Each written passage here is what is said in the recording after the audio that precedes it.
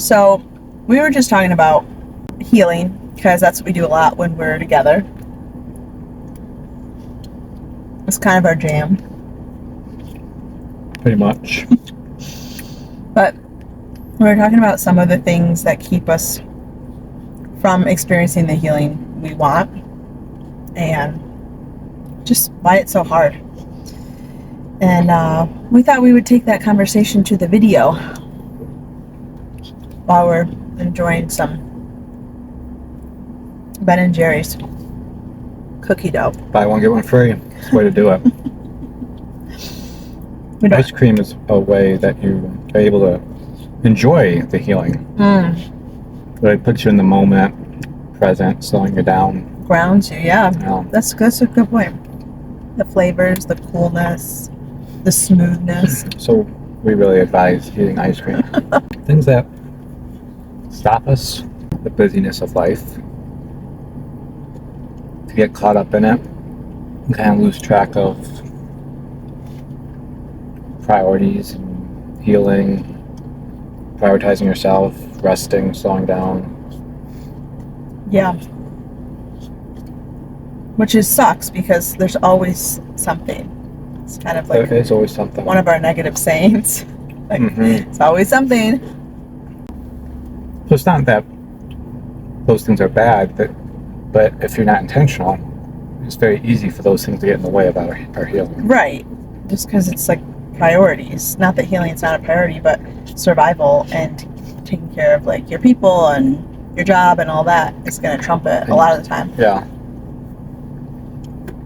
So on a deeper level, apart from time and priorities, on a deeper level, what keeps us from entering into that healing work consistently? What do you think? What do you think? What do you think? I think there's resistance. And that resistance we often talk about the homeostasis that our system wants to keep. And when that homeostasis starts to be threatened, even if it's not for our well-being and even if we don't feel great, it's still the norm. Right. And the system tries to get you back into that homeostasis, even to your detriment. And kind of like you said with resistance, from an IFS perspective, we're going to have parts that do their job and want to continue doing their job. And that job isn't necessarily, like you were mentioning, like healthy. Right. But it was healthy enough growing up or as a kid, and so it did find some semblance of homeostasis. Yeah. So those triggered states, it just wants to do what it knows what to do. Yeah, and our protectors genuinely believe they are helping. Well, they did help at one point, and right. So the tools this is the only tools they had, and since they helped at one point, they don't necessarily see where they don't help now. Yeah. Yep. Because those things still do accomplish the goal that they were trying to accomplish. To a degree. Right. Yeah.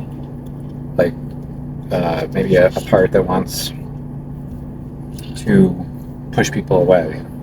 Maybe their goal is find safety by not getting hurt or rejected. Right. They're doing that. Yep.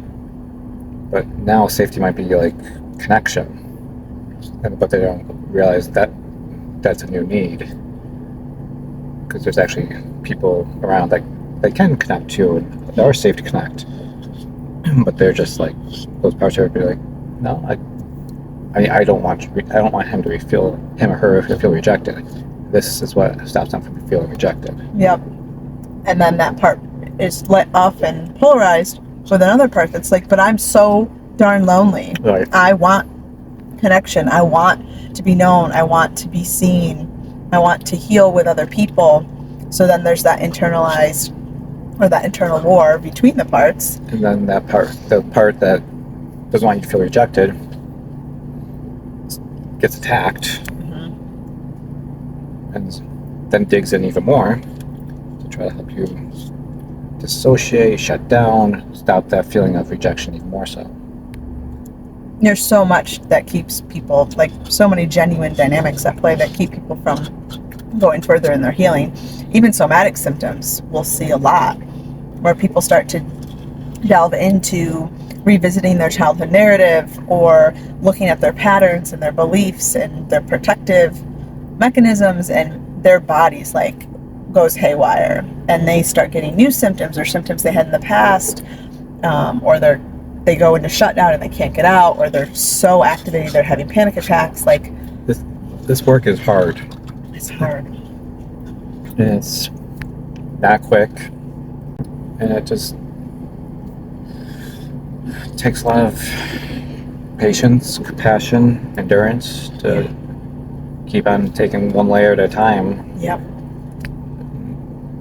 And finding those ways to continue moving forward and find healing.